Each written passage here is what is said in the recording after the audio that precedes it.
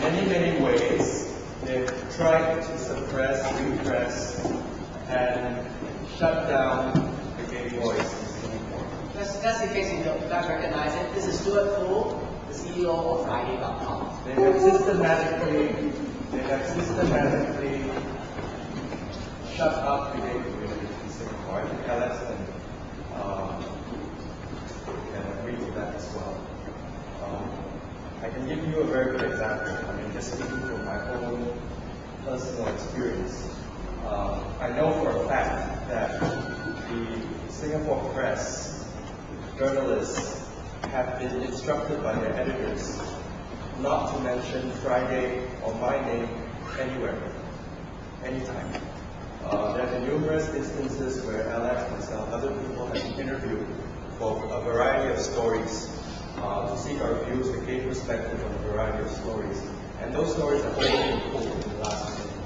So we have sympathetic journalists in the system. We have friends everywhere, but it has now come down from on high that gay people should not have a voice.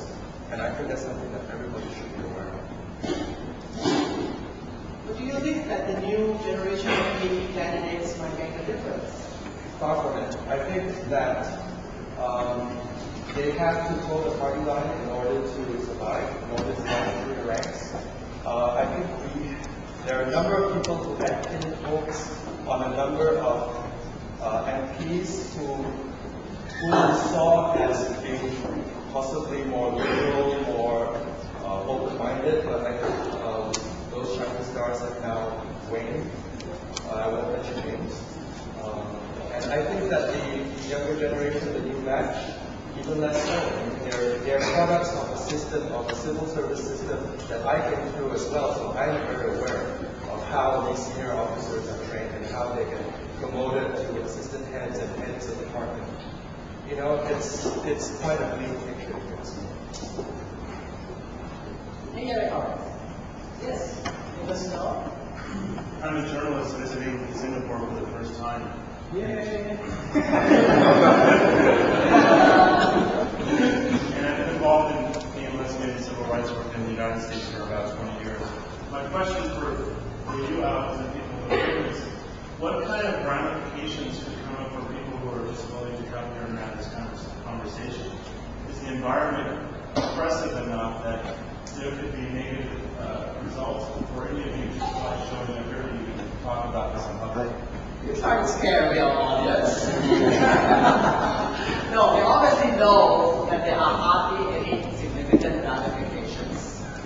Let me just say this, and I don't know whether I should be drawing attention to it, but last year when we had the first indication, the issue of videoing events and people's faces came up among the organizers. Should we video? Should we show people's faces? What happens if it goes on YouTube, that kind of thing? You will see how many cameras there are in this room. They are better equipped than our secret police. So when you look at the late model camera, you know that it's a gay camera.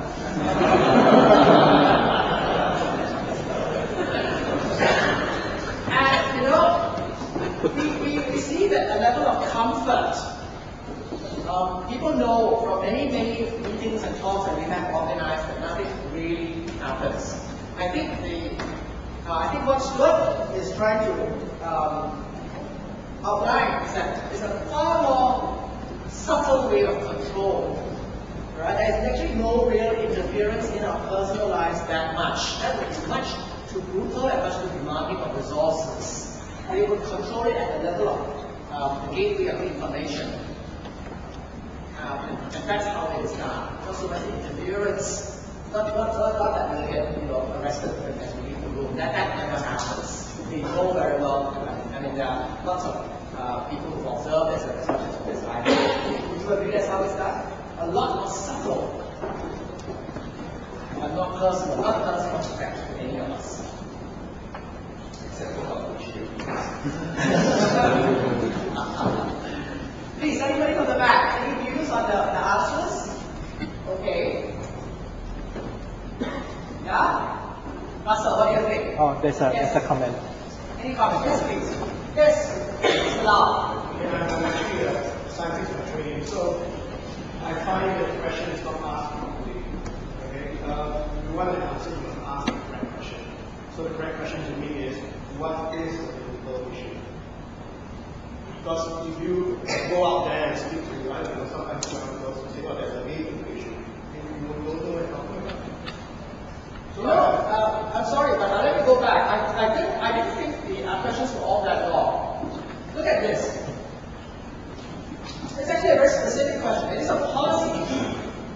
Yes or no?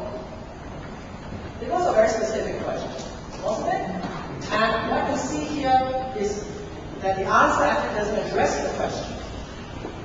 Well, I'm trying to make a point here. The point I'm trying to make is that because the question is not answered. What is the political issue? What is the political issue that you want to address? I'm talking about a very more generic. I'm not talking about people who come here for education and you understand what the issues are. But when you bring it up to a wider audience and you ask the same question, you get a different response because it doesn't register in the radar. Okay, because it has not either been publicized or it has not been discussed in the public space. And when you bring out the issue to someone who has never encountered that question before, so what political issues are you talking about? I think we are saying, why are gay people? Behind the name, please, sir. Tom. Why are gay people accorded less civil rights than other people? Why? In the Singapore context, So that is the specific question. First of all, do you think that they believe that we even have less civil rights?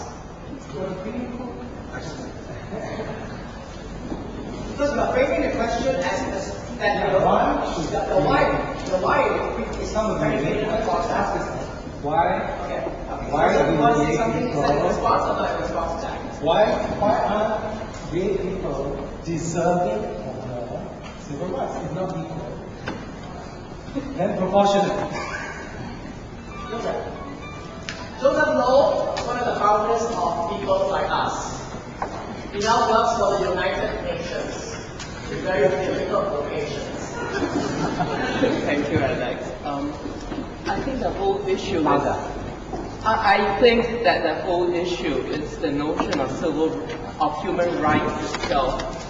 Although there has been a lot of nations that have signed on to the Declaration of Human Rights at the UN level, but the issues of human rights itself has not been clearly defined.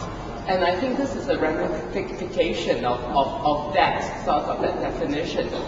I mean, at UNEP level, at UN level, I mean, we have countries that have supported, gay rights, for example, the Netherlands and actually the whole of Western Europe. But then when it is being put onto the table, all right, we have a lot of vague responses from, let's say, the Arab states, as well as one of the leading contenders that rejects human rights outright would be the Vatican, for example. So I think, Singapore is just a victim of this whole cycle. And, Singapore being a small little red dot, as what is being defined, it's going to be very difficult to push the issues.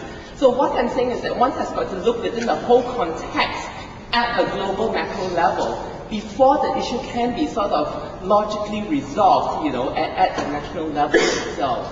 Thank you. I think, I'm not sure if this in 1993 or 94, I'm not wrong, I think Wong Kan Seng actually mentioned that human rights are a Western issue. So I think that has a lot of questions of how the government approaches all these issues of human rights really. Okay, in response to that,